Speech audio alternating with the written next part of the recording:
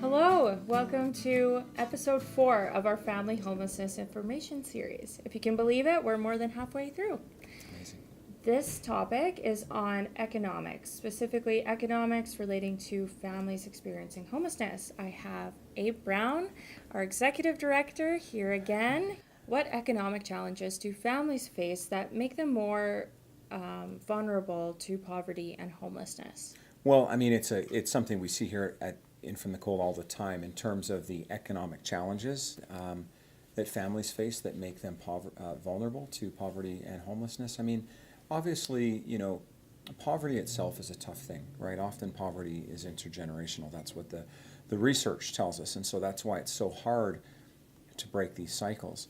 And it's tough enough if you're single, right? I mean, you talk to anyone who's trying to get out of a poverty cycle who's single, and they'll tell you it's deeply traumatic and the system is complex and it's really just a challenge. Well, imagine that as maybe a single mom who may have been the victim of domestic violence, or may have a story where she is a newcomer to Canada, or perhaps ended up having children quite young, and so really doesn't have kind of the education that would be required in the economy. And on top of all of that, having some dependents, right, who literally have nothing else in the world except for you.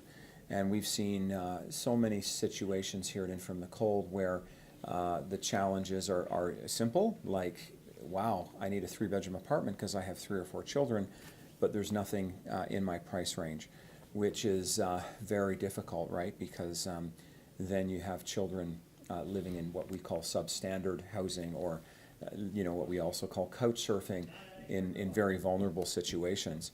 But I think another real factor, of course, beyond just sort of the idea of affordable housing is childcare, right? So as a nonprofit, we people often will say, how do we help these families get independent, right? And our mission at In From the Cold is providing shelter and sanctuary and healing to help children and their families to develop independence. But really independence, again, if you're that single mother who may not have finished high school, or maybe needing a college or university education, or needs to work, that means you need an affordable childcare scenario, right? Because obviously somebody's got to look after your kids while you're essentially bettering yourself so you can earn. So these are real challenges, and I think beyond just, hey, let's get them housed, as an agency, In From the Cold, we've been looking lots at like affordable daycare, access to education, access to employment readiness, all of the other factors beyond a house or a home that helps your kind of cycle of poverty, we hope to get broken. But it's not overnight. It often takes a lot of time. Mm-hmm. How could having a family complicate receiving social assistance or other forms of supports? Well, I mean, the challenge, right, is that when you have kids, there is a little bit more social assistance available. So we absolutely have to acknowledge that, and we're happy that the government, understands that having children is more costly than not having children. But I mean, sort of with that is the fact that oftentimes, if a family is on social assistance, the increase, it wouldn't be sort of proportional the way you would think. So. And I'm just totally pulling numbers out of a hat, but if one person would get $1,000 a month of social assistance, if you have 4 people, that's not 4,000. So there's not really this sense of scale. To raise children, properly is a significant investment, right? And I think the other side is if you are working and on social assistance, there is this sense in which there's a clawback. And so some of that wage essentially, or social assistance, actually, you end up giving back. And again, we understand kind of the economic rationale for that. We understand government needs to design programs that kind of make sense from a financial perspective.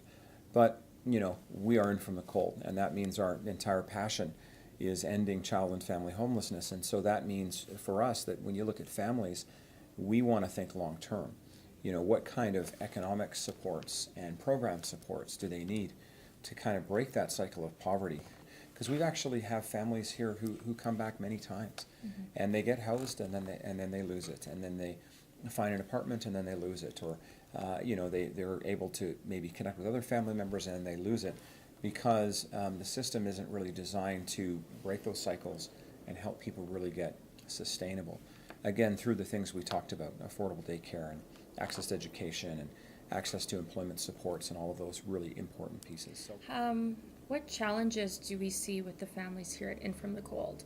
when you look at our data, because we like to give answers based on the actual numbers, the data, around 60% of our families are Indigenous, right? And we as Canadians as a whole are slowly becoming more aware of the challenges specific to our Indigenous communities, and most of which was done by, of course, Canadian government and policies in the past around, let's say, residential schools and the impact of intergenerational trauma. And a lot of those challenges, flow through till today, where, we all know this. I mean, it's publicly available information that many reserves, Indigenous reserves, don't have, access to clean drinking water and safe and secure housing, and then just kind of basic economic opportunity. Now, some do, and that's wonderful. But we see a lot of families coming from reserves, both around Calgary and, actually from all over Western Canada. And these families have significant challenges. I mean, one is making sure that they have the cultural supports that are necessary. So we've hired a manager of Indigenous programming, and we're continually trying to better link our Indigenous families here at the Inn to Indigenous service providers in the city, so that that sort of cultural support can be met, and then they can hopefully better access some of the government supports that are available.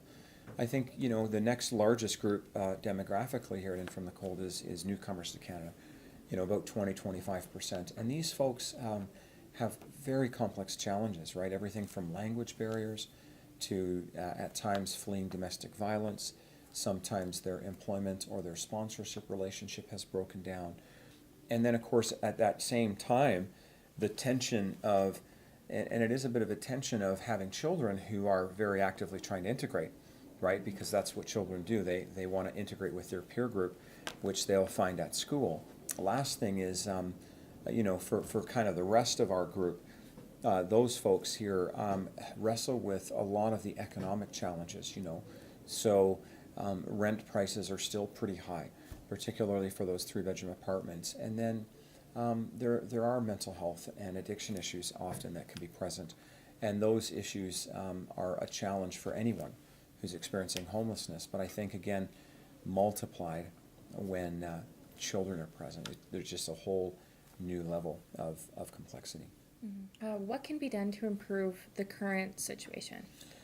For quite some time now, at In From the Cold suggested that we just need more affordable housing that's larger unit sizes. And I mean, understandably, developers aren't building it for sort of our customer, because their customers who have financial means are paying for something else. So we do think that government can support that process. We're pretty excited that at both the provincial level and the federal level, and frankly at the municipal level, there have been a lot of positive moves in this regard, and we always want to celebrate the efforts of our government to add more affordable housing supply. I also think that this is a great city, Calgary, with incredible agencies that are working with families. I mean, In From the Cold, and so many others, and we are partners with pretty nearly all of them in one capacity or another. And so, we continue to message to community to get behind these agencies. I mean, obviously get behind In From the Cold financially with your volunteer hours, with messaging government around support, but not just us. There are so many great agencies in the city who are working with vulnerable families, and get behind them as well, because together, I think agencies like us, and again, many others, can do the job. We have experts, we have caring people, certainly at the level of programs.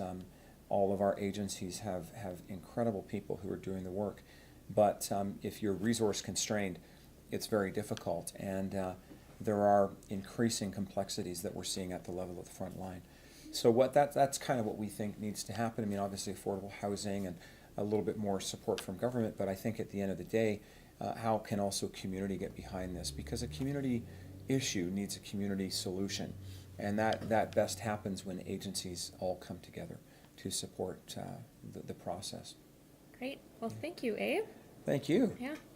Tune in for more on economics around family homelessness and some of the current challenges that exist. Great, thanks. Thank you.